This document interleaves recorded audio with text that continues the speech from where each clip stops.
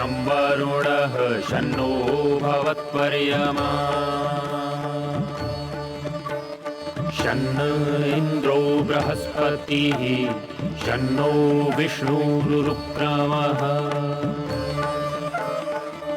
ॐ शान्ति शान्ति शान्तिः।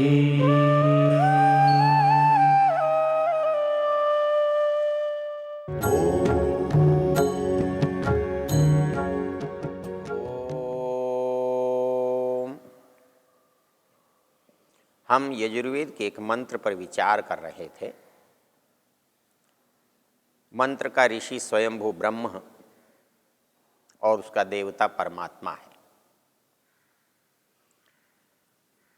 इसलिए परमात्मा देवता है तो उस मंत्र का विषय विचारणीय बिंदु परमात्मा है और उस मंत्र में परमात्मा का स्वरूप बताया गया है। वो कहता है यस्मात् जातम न पुरा किंचनैव य आ बभूव भुवनानि विश्वा प्रजापति प्रजया संरराण त्रीणि ज्योतिंषि सचते सषोडशी। इसमें पहली चर्चा में हमने देखा था यस्मात् जातम न पुरा किंचनैव, जिससे पहले कुछ भी नहीं हुआ है। तो ये जो निर्माण है य आ बभूव भुवनानि विश्वा, समस्त भुवनों को, समस्त विश्वों को, सारे संसार को उसने बनाया है। तो बनाया क्यों है? व्यर्थ ही बना दिया क्या? अर्थात बनाने का प्रयोजन होना चाहिए। तो हमने देखा था कि तीन वस्तुएं, इनकी सत्ता होने पर जब तक इनमें समायोजन नहीं है, संयोजन नहीं है, तब तक कुछ बनता नहीं है। तो कैसे बनना चाहिए? जड़ प्रकृति से तो किसका कार्य सिद्ध हो सकता है? परमेश्वर का एक कार्य सिद्ध हो सकता है, निर्माण। और वो सामर्थ्य उसी में है। यदि हम चाहें कि प्रकृति से निर्माण जीवात्मा कर ले, प्राणी लोग कर ले, तो ये दो परिस्थितियों में है। ये शरीर के द्वारा करेंगे या शरीर के बिना करेंगे। शरीर के द्वारा करेंगे तो शरीर कहाँ से आएगा? शरीर का निर्माण कौन करेगा? शरीर बने बिना निर्माण कैसे करेंगे? और संसार में सारा का सारा जो निर्माण संसार के रूप में है, वो मनुष्य के द्वारा किया हुआ नहीं है। और मनुष्य के द्वारा जितना किया गया निर्माण है, वो मनुष्य के बन जाने के बाद है। अर्थात जब मनुष्य अपने अस्तित्व में आ जाता है, शरीर के रूप में आ जाता है, तब वह अपने शरीर के साधनों से, संसार के साधनों को लेकर कोई निर्माण करता है। तो क्या इस शरीर के बिना वो निर्माण नहीं कर सकता? जब परमात्मा निर्माण कर सकता है शरीर के बिना, तो जीवात्मा शरीर के बिना निर्माण क्यों नहीं कर सकता? बहुत सारे लोग पूछ सकते हैं। क्योंकि संसार का निर्माण परमेश्वर ने क्या शरीर धारण करके किया? नहीं। यदि शरीर धारण करता तो शरीर ही कौन बनाता? पहले शरीर बनता तो निर्माण होता, तो बनना तो शरीर का ही है। उसका बनाने वाला कौन होता? तो उसका बनाने वाला परमेश्वर हो सकता था, लेकिन उसको यदि उसकी आवश्यकता हो तो, क्योंकि हमारा शरीर हमारी जीवात्मा से बड़ा है। इसलिए शरीर से जीवात्मा अपने कर्तव्यों का विस्तार करता है। हमारा शरीर नहीं होता तो जीवात्मा कर्तव्य कर्म कर ही नहीं सकता था। क्यों नहीं कर सकता था? क्योंकि कर्म कहाँ करता, अपने अंदर करता या अपने से बाहर करता? अपने अंदर करता तो उसको सूक्ष्म है, उसको आवश्यकता नहीं है। और यदि उसको आवश्यकता है तो उसके लिए साधन हैं, और वो साधन इस शरीर के रूप में मिलते हैं। तो इसलिए जीवात्मा निराकार होता हुआ भी काम नहीं कर सकता, रचना नहीं कर सकता, क्रिया नहीं कर सकता, भोग नहीं कर सकता। परमेश्वर निराकार होकर क्यों कर सकता है? क्योंकि वह सब स्थानों पर विद्यमान है। सब स्थानों पर विद्यमान है, इसलिए उसे किसी दूसरे साधन की आवश्यकता नहीं पड़ती। साधन वही चाहिए जहां हम नहीं हैं, जहां हम नहीं पहुंच सकते हैं। तो जहां हम नहीं हैं वहां हाथ से पकड़ते हैं, जहां हाथ भी नहीं है तो हाथ में कोई चीज रखकर पकड़ लेते हैं। तो इसलिए परमेश्वर इस साकार संसार का निर्माण कर सकता है और जीवात्मा इस साकार संसार का निर्माण नहीं कर सकता है, क्योंकि इसकी उपस्थिति सर्वत्र नहीं है। इसलिए अपनी क्रिया को ये कैसे प्रकट करेगा, अपने कामों को कैसे जुटाएगा, बिना किसी के सहयोग के यह काम कैसे करेगा? जब कोई व्यक्ति असमर्थ होता है, असहाय होता है, जब उसके हाथ पैर काम नहीं करते हैं, आँख नाक कान काम नहीं करते हैं, तब उसे दूसरों की सहायता लेनी पड़ती है। कभी वो वस्तुओं की सहायता लेता है, सामान की सहायता लेता है, कभी व्यक्ति की सहायता लेता है। तो उसको सहायता लेनी पड़ती है दूसरे की। लेकिन परमेश्वर के द्वारा जब क्रिया की जाती है, तब उस क्रिया की उसको दूसरे की सहायता की आवश्यकता नहीं पड़ती, क्योंकि वह स्वयं वहां उपस्थित है, वो विद्यमान है। तो इसलिए जीवात्मा इस संसार की रचना नहीं कर सकता, और इसलिए परमात्मा संसार की रचना कर सकता है, क्योंकि वह जीवात्मा के अंदर भी है और वह प्रकृति के अंदर भी है। वो प्रकृति के अंदर है, इसलिए परमाणुओं को जोड़ सकता है। वो जीवात्मा के अंदर है, इसलिए शरीर के परमाणुओं को जीवात्मा से जोड़ सकता है। लेकिन जीवात्मा न तो प्रकृति के परमाणुओं में है, न परमेश्वर पर उसका नियंत्रण है। तो इसलिए अधिकार जो है वो परमात्मा के पास चला गया। अब वो यदि संसार को बनाए तो एक प्रश्न ये उठता है, वो क्यों बनाए, उसको जरूरत क्या है? तो उसको व्यक्तिगत कुछ भी आवश्यकता नहीं है, क्योंकि उसके पास कोई अभाव नहीं है, कोई कमी नहीं है, कोई असामर्थ्य नहीं है, इसलिए उसको इसकी आवश्यकता ही नहीं है। तो आवश्यकता किसको है? प्रकृति को है। प्रकृति जड़ है। साधनों को साधनों की आवश्यकता नहीं होती। पत्थर के मन में इच्छा नहीं होती कि वो मकान बन जाए। यदि इच्छा होती तो एक पत्थर जो नींव के अंदर पड़ा है, एक पत्थर शिखर के ऊपर है, तो सारे पत्थरों का बोझ उसे अनुभव होता और वो प्रसन्न होता कि मेरे पर कोई बोझ नहीं है, किंतु ऐसा तो होता नहीं। तो जड़ वस्तु में सुख दुख हानि लाभ इच्छा कुछ भी नहीं है, क्योंकि चेतना नहीं है। जो जो चेतना के धर्म हैं वो कुछ भी नहीं है, इसलिए उसका उसके लिए कोई लाभ नहीं है, उसका उसके लिए कोई उपयोग नहीं है। तो इस तरह से जो संसार है, संसार का उपयोग ईश्वर के लिए भी नहीं है और संसार का उपयोग संसार के पदार्थों के लिए भी नहीं है। तो बचता कौन है?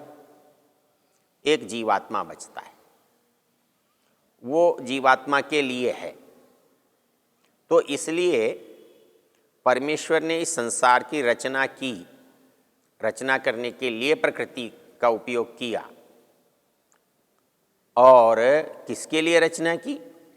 जीवात्मा के लिए की। तो इसके लिए यहां पर एक शब्द है, यस्मात् जातम न पुरा किंचनैव। इस परमात्मा से पहले इस संसार में कुछ भी बना हुआ नहीं था, वो वही स्वयं विद्यमान था। यह आ बभूव भुवनानि विश्वा, उसने समस्त भुवनों को, लोकों को बनाया। अब क्या करता है? प्रजापति प्रजया संरराण, एक शब्द है संरराण। अब जो बनाया उसमें किसके लिए बनाया? तो जैसा बताया कि न वो परमेश्वर के लिए बना, न वो प्रकृति के लिए बना, तो किसके लिए बना? जीवात्मा के लिए बना। जब जीवात्मा इस संसार से जुड़ा, शरीर के रूप में आया, जन्म हुआ, तो इसको कहा प्रजा। अर्थात ये जिस रूप में नहीं था उस रूप में आ गया। तो ये परमेश्वर की क्या हुई? प्रजा। ये प्रकृष्ट उत्पादन है, प्रकृष्ट श्रेष्ठ उत्पत्ति है। अर्थात संसार बनाया, केवल संसार बनता तो क्या अर्थ होता? कुछ भी नहीं। तो इस संसार में प्रजा का होना आवश्यक है। जैसे एक मनुष्य विवाह करता है, थोड़े दिन उत्साह से रहता है और धीरे धीरे उसके अंदर निराशा आने लगती है। पूछा क्यों? तो बोले कोई संतान नहीं है, कोई प्रजा नहीं है। जब तक वो प्रजापति नहीं बनता, वो प्रजाओं का स्वामी नहीं बनता, प्रजाओं का उत्पादक नहीं बनता, तब तक उसके अस्तित्व का कोई लाभ नहीं प्रतीत होता।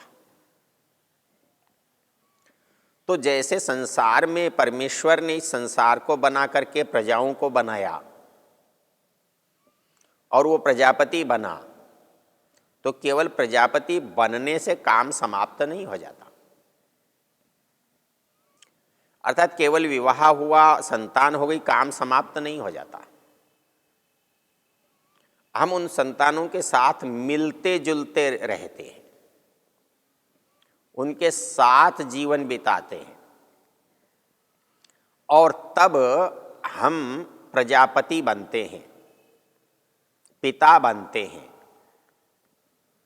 तब वो उनके हम पालक बनते हैं, उत्पादक बनते हैं, उनका चिंतन हित करने वाले बनते हैं। तो इसलिए संसार में परमेश्वर ने केवल प्रजा को उत्पन्न करके छोड़ नहीं दिया, वो तो इसके साथ संरराण, सम्यक्तया रममाण, आनंद के साथ इसमें विचर रहा है, विराजमान है। वो इन प्रजाओं का सुख देने के लिए है, प्रजाओं का कल्याण करने के लिए है। आप कहेंगे यहां तो दुखी दुख दिखाई दे रहा है। तो वो दुख जो है प्रजापति नहीं दे रहा है, वो दुख पिता नहीं दे रहा है, वो दुख ईश्वर नहीं दे रहा है, वो दुख हमारी भूलों से हमें मिल रहा है। हम रास्ता भटक जाते हैं, न तो उसमें सूर्य का दोष है, न रास्ते का दोष है, उसमें तो हमारी जानकारी का दोष है।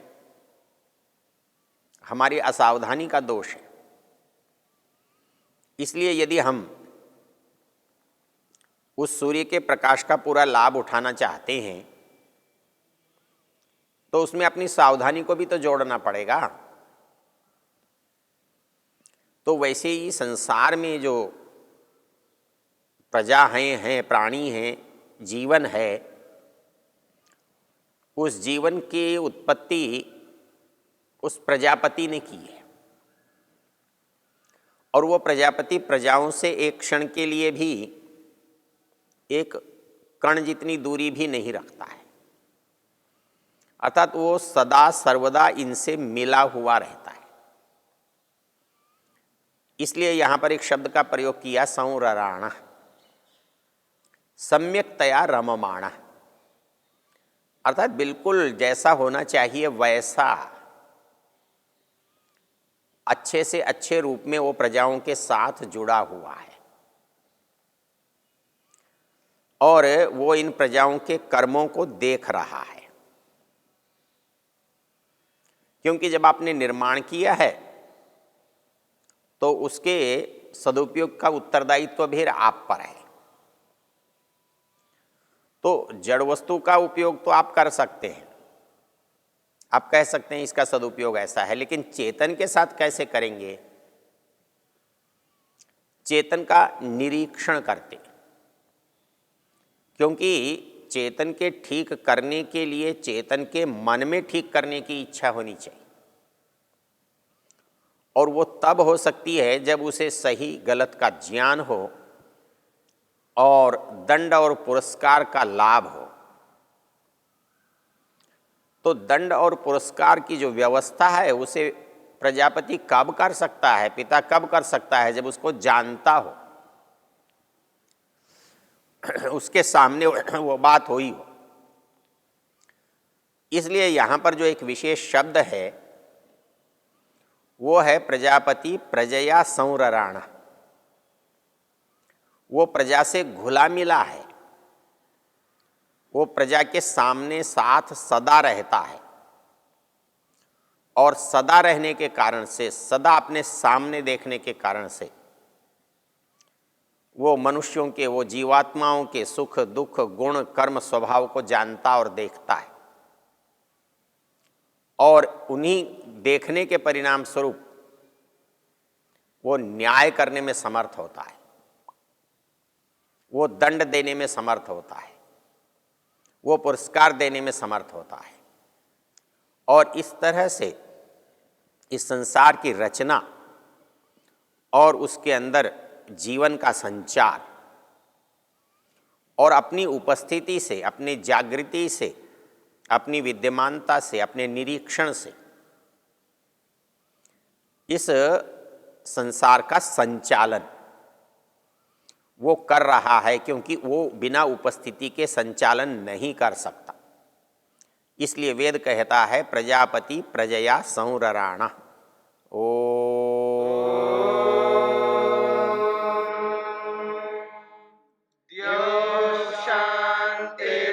शांतिरंतरिक्षं शांतिर्पृथिवी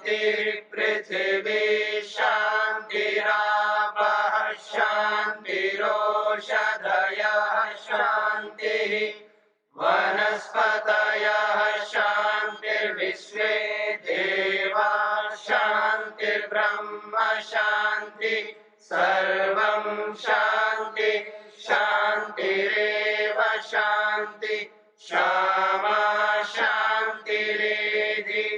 ओम शांति शांति शांति।